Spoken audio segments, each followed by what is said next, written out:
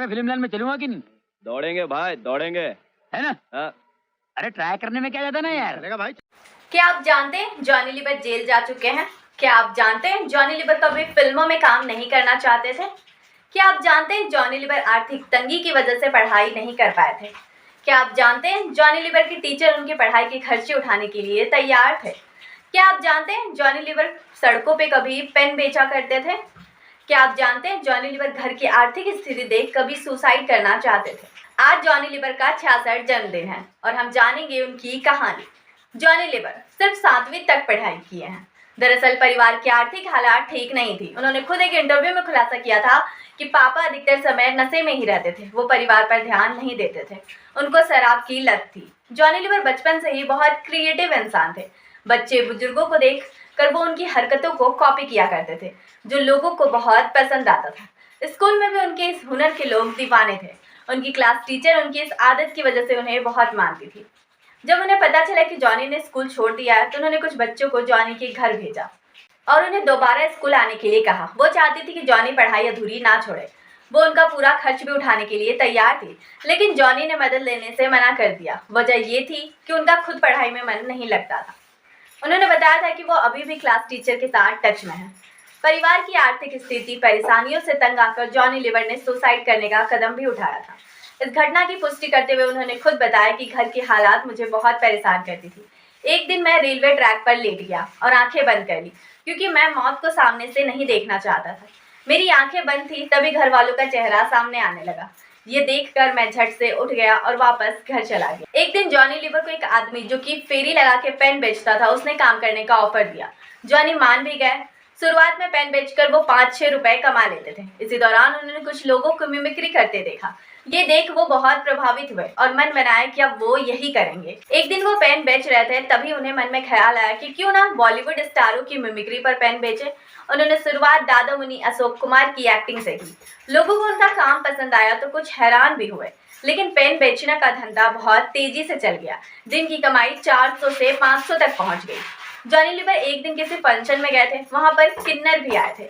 किन्नर अपने अंदाज में गा और एक्ट कर लोगों से पैसे मांग रहे थे। उन्हें देख जॉनी भी उनकी कॉपी करने लगे। वो भी उसी अदा से लोगों के पास जाकर पैसे मांगने लगे। ये देख किन्नर समुदाय के लोग बेहद खुश हुए और उन्हें अपने साथ आने को कहा, लेकिन जॉनी ने इनकार कर दिया और सारे पैसे देकर चले गए। ग्रुप के लोगों ने जॉनी लीवर की मुलाकात संगीतकार जोड़ी कल्याण जी आनंद जी से करवाई। इसके बाद जॉनी उन लोगों के साथ बड़े बड़े शोज करने लगे। जॉनी स्टेज तो आसानी से कर लेते थे, लेकिन फिल्मों में काम करने से वो कतराते थे। एक दिन वो कल्याण जी और कुछ लोगों के साथ कैरम खेल रहे थे, तभी तमिल के एक प्रोड्यूसर आए और बातों बातों में बताया कि जिस फिल्म पर वो काम कर रहे हैं वो लगभग पूरी हो चुकी है। बस 2-3 सीन्स के लिए उन्हें एक कॉमेडियन की तलाश है जो कॉमेडियन जगदीप के अपोजिट काम कर सके। कॉमेडियन की जरूरत देख कल्याण जी ने प्रोड्यूसर को जॉनी को फिल्म में कास्ट करने का सुझाव दिया। प्रोड्यूसर भी मान गए, लेकिन ये सुन जॉनी के हाथ पैर कांपने लगे। इस फैसले के 2 घंटे बाद ही उन्हें चेन्नई जाना पड़ा। पूरी रात वो सो नहीं पाए, बुखार सा हो गया था। जब उन्होंने पहले दिन सेट पर लोगों को बिना हिचक के काम करते देखा, तब उन्हें समझ आया कि वो स्टेज के जैसे फिल्मों में भी आसानी से काम कर लेंगे। इसके बाद उन्होंने अपना शॉट दिया जो लोगों को बहुत पसंद आया। इसी तरह से उन्होंने फिल्मों में एंट्री ली। इस तमिल फिल्म का हिंदी वर्जन में नाम ये रिश्ता ना टूटे था। 1999 में रिलीज हुई फिल्म बादशाह में जॉनी लीवर ने रामलाल का रोल प्ले किया था। इस फिल्म की शूटिंग के दौरान उनके पिता बहुत बीमार चल रहे थे और उनका ऑपरेशन भी होना था। इस वक्त जॉनी को फिल्म में एक कॉमेडी सीन की शूटिंग भी करनी थी। पिता के हालात ठीक नहीं थे, इसके बावजूद उन्होंने काम को अहमियत दी और शूटिंग पूरी की।